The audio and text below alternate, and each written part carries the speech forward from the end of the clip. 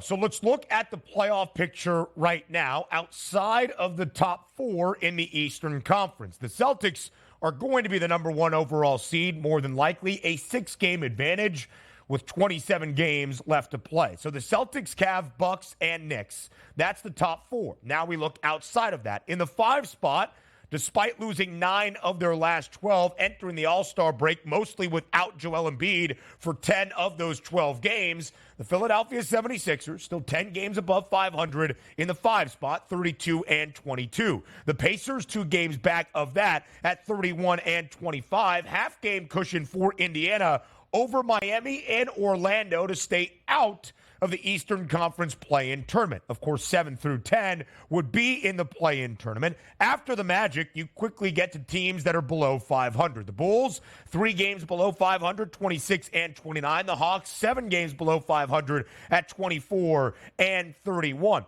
Something that stands out to me, Donnie, in terms of those prices. The Sixers favored, the Pacers favored to see the playoffs. These are not play-in tournament. This is playoff prices being one of the final 8. The Magic at minus 800, a slightly better number to see the Eastern Conference postseason even than Philadelphia.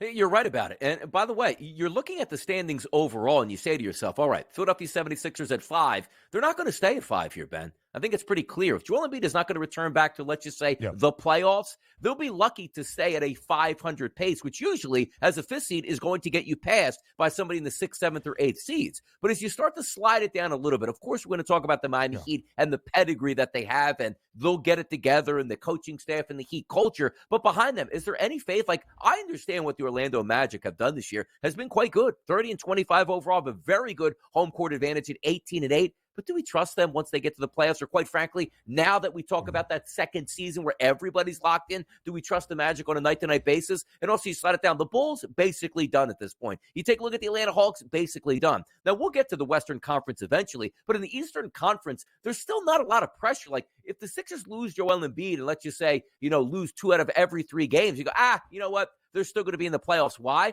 Because not many teams are going to be chasing them down. And there's a lot of really bad basketball teams in the Eastern Conference. So if you are struggling down the stretch here and you're not in the top 4 in the East, you're probably still going to get a nice waiver here right into the playoffs. And the teams that can catch fire and or get healthy at the right time, that's going to make the difference.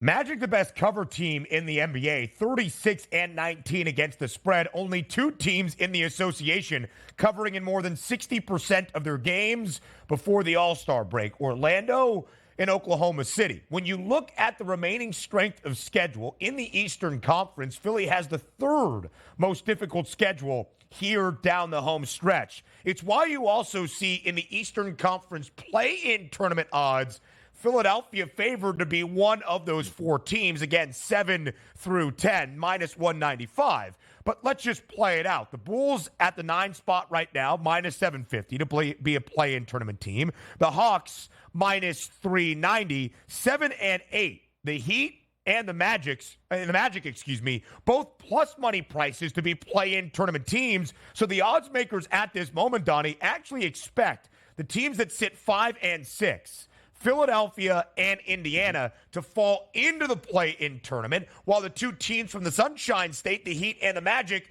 make their way out to take those final 2 automatic spots, if you will, into the Eastern Conference playoffs and avoid the play-in tournament. Yeah, it makes some sense. It really does, because you're taking a look. What's the Sixers' MO and game plan? Do they want to make the playoffs? Absolutely. Do they want to be a top seed? Absolutely, you do. Nobody's going to say, okay, you know what? It's better to be in the play-in rounds. But you have to be optimistic here. Heading down the stretch, like if Tyrese Maxey is going to have to play the final 25 games all by himself, he might get worn down as well. There will be injuries that come into the fold. But the one interesting thing is you see some of those price points, you're like, wait a second. Why would the Bulls be so high at this point at 26 and 29 to make the playoffs here? Because the simple question is, look behind them. Ben, look outside the playoffs here, or the teams that you say, okay, who's going to climb up and take one of these teams currently out of the play-in series or out of the playoffs altogether? Is it the Nets who just fired their head coach and basically saying like, well, you know what? We'll restart our franchise next year. The Raptors, 19 and 36, already playing for ping pong balls. The Hornets, Wizards, or Pistons at this point? That's the question that you have, because usually it's like, okay, we got a lot of quality teams fighting for playoff spots. No, we don't in the East. So you see some crazy numbers on really bad basketball teams because you realize like, oh, wait, this team actually still might be trying even though they're bad, as opposed to the bad teams that won't be trying at all over the final 30 or so games. We said the Orlando Magic, the best cover team in the NBA. The Atlanta Hawks are the worst at 17-38. ATS 24-31 straight up. We thought DeJounte Murray might be on the move ahead of the trade deadline. He remains in the ATL with Trae Young.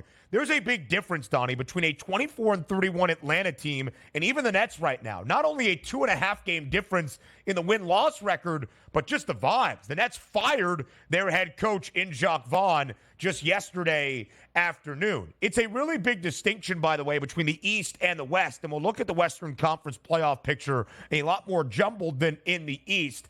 The Golden State Warriors right now, 10th spot in the Western Conference, a game above 500. Then outside of Golden State, you get to the teams that are below 500, 11 through 15.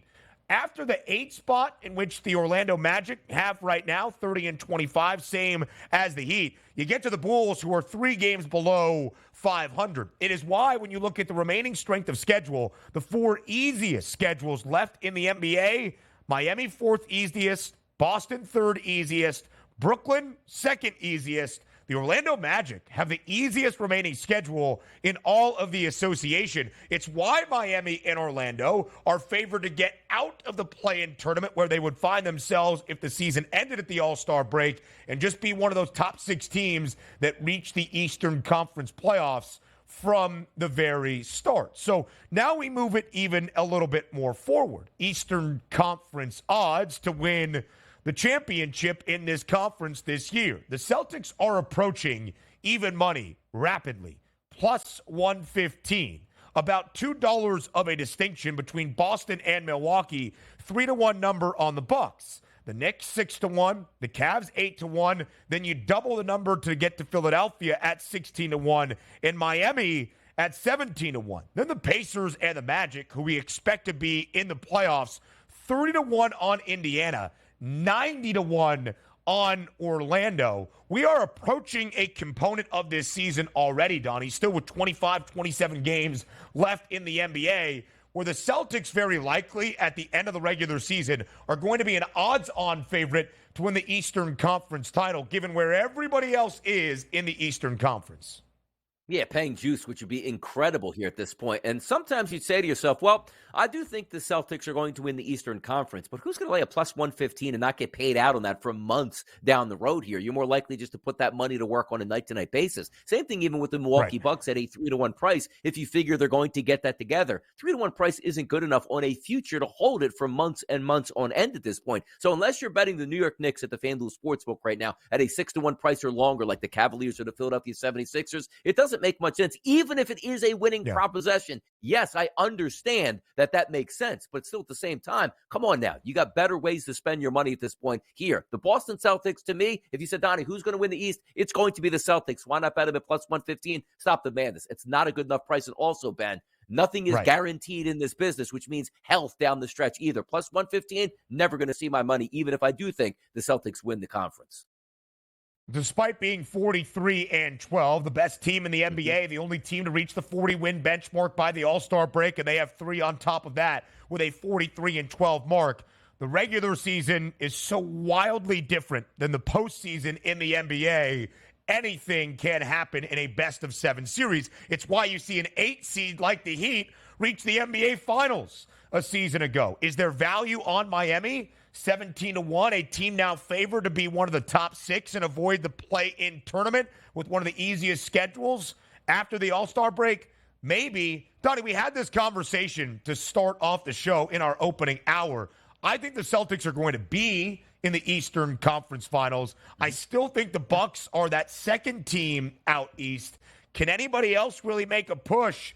That will be what we discuss here down the home stretch. And we'll get your thoughts on the Western Conference as we look at the playoff picture over there, and then some true NBA Finals predictions and some overall outlooks on the other side of the break here on the early line. After the All-Star break, it's the playoff push in the association. Live right here on the early line on SportsGrid. We are in the middle of the NBA All-Star break, which gives us the opportunity to look at the playoff push following the break and find you the value with some playoff picks here now around the Western Conference. We set the stage for the East.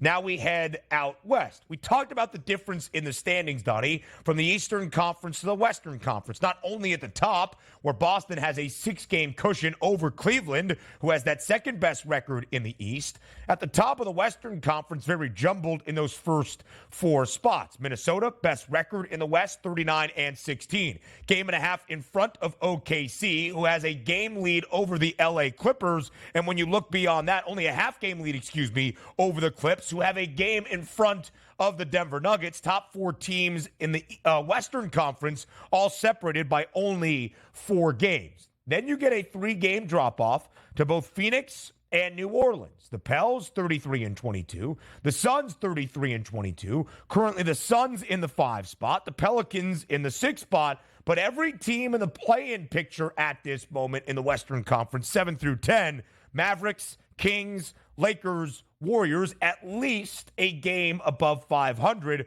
We have 2 of the teams in the play-in tournament picture in the Eastern Conference, the Bulls and the Hawks, that are 3 games below 500 or worse. Better teams in the Western Conference makes for a more fun and exciting playoff race here down the home stretch. No, it certainly does, because if you take a look here, again, top 10 teams in the Western Conference right now, which includes the play-in. I think we're locked in there, Ben. If you saw that graphic pop up, when you get to the Utah Jazz at an 18-1 price to make it in, that's a true long shot here, and I don't think they're going to make it in. So similar to what we talked about in the Eastern Conference, the bottom feeders, right, don't really have a chance to push. The Spurs, they're done. The Trailblazers are done. The Grizzlies, of course, the Houston Rockets, still playing decent basketball as a younger team, but I don't think they're going to make that push for the run in. And again, the one team that could would be the Jazz, but when you take a look at the standings now, they're already 2.5 games back of the Golden State Warriors. Now, as much as I don't like the Golden State Warriors, they should be able to play 500 basketball the rest of the way in. That's probably going to be good enough. And as you talked about, the Western Conference is absolutely stacked. The fun part of this conference is going to be, obviously, once you get to the playoffs, but really, what's that seeding going to be before the playoffs? Because the Warriors, Lakers, Kings, and Mavericks, they all don't want to be in the play-in round here. They want to be in playoffs and be able to sit back and say, okay, who's our opponent actually going to be at this point? And they interviewed LeBron James at the break, and LeBron James didn't say, like, hey, you know what? If we have to be in the play-in, so be it. He basically said, we don't want to be in the play-in round. We want to get that 6th overall seed. So the sprint to the finish in the West is going to be awesome. Even though I think we know who's in the playoffs, jockeying for position, that should be a lot of fun to watch it play out. And that is the story in the Western Conference, in my opinion, in terms of that playoff race. Jockeying for position, not which teams might occupy those playoff or play-in tournament spots. Look at the odds once again. The Suns minus 700 to be a Western Conference playoff team. The Pels minus 550. The Mavs minus 355. The Kings minus 250 before you get into plus money for both LA and Golden State. And then we move that over to the play-in tournament odds. The Dubs minus 650. The Lakers minus 650 to be in the play-in tournament. The Kings minus 220 and the Mavs minus 175. Those are the 4 teams currently in those play-in tournament spots. The teams that are also closest to be a play-in tournament team, the Suns minus 110. The Pels even money plus 100. The teams that would be outside looking in right now, the Rockets and the Jazz. Golden State 2.5 game lead over Utah, 3.5 in front of Houston. Big plus money long shot numbers, plus 750 for the Rockets, 9-1 for the Jazz. What does that tell you? If it's not the 4 teams that currently occupy 7 through 10, Mavs, Kings, Lakers, Dubs, it's going to be the 2 teams in front falling back into the play-in tournament, Phoenix and New Orleans, instead of the teams behind, the Rockets and the Jazz, making a move up, at least what the odds makers expect here in the final 30 games or less than 30 games of this NBA regular season.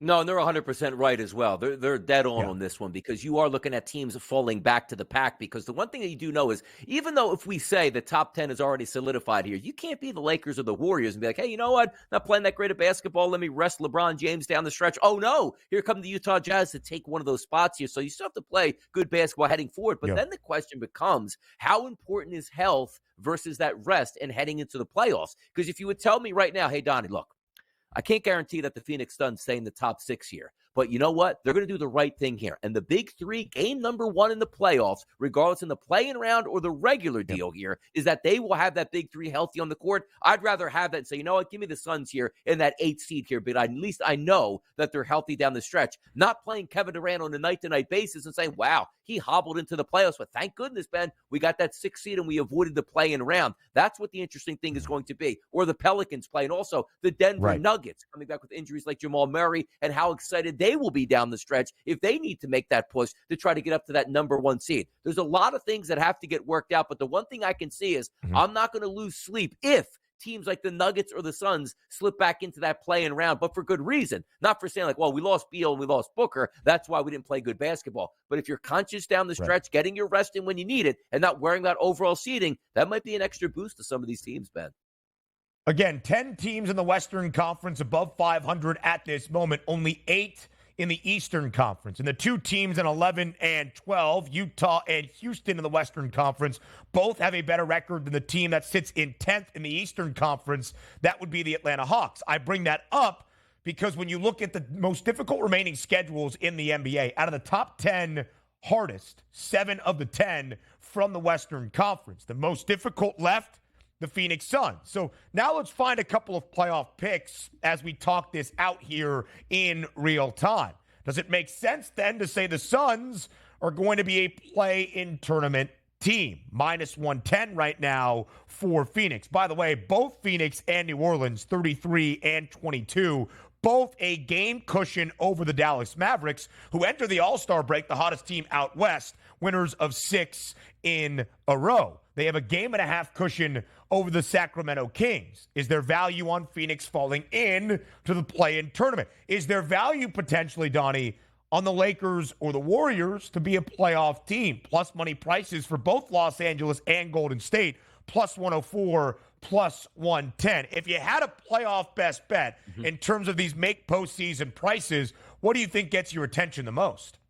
You're probably looking at, again, playing paint by numbers, right? Where the Phoenix Suns, as we just laid out that game plan, what's more important for them? You know who falls in that same category here? It's actually the Los Angeles Lakers. I understand that LeBron James is sitting back here, Ben, and saying to himself, look, we really don't win nobody wants to be in the play-in round. You want more of that satisfaction of being a top 6 team. You're going to wait on your opponent. You get a full series to work it out. You don't have to worry about any variance of, oh my goodness, we didn't play good in 2 games. Now we're sitting at home for the playoffs. If you do that while you're already in the effective playoffs here, you lose your first 2 games. Hey, look, we still got 2 more games to play it out. But how important it is getting up there saying, you know what, if I can give LeBron James and or Anthony Davis an extra 3 games rest down the stretch, and it means maybe we're burning our chance of the 6th seed, because keep in mind, Ben, if the season ends today and the Lakers play well, there's still no guarantee they move up into the 6th seed. You might be looking at a scenario where the Lakers are one of the hottest teams in basketball the final 2.5 weeks, and it didn't even help them get a 6th seed, but yet they played all that manpower heading into the playoffs and then that high leverage situation of the play-in rounds here. So for me, to myself,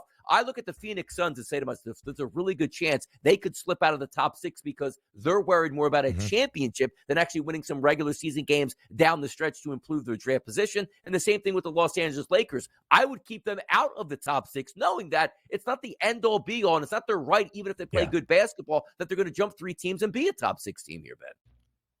The Dubs and the Lakers heavily favored at minus 650 to be in the play-in tournament in the Western Conference postseason picture. Again, Phoenix, the most difficult schedule remaining in all of the NBA. The Lakers, the 10th hardest schedule left in the association.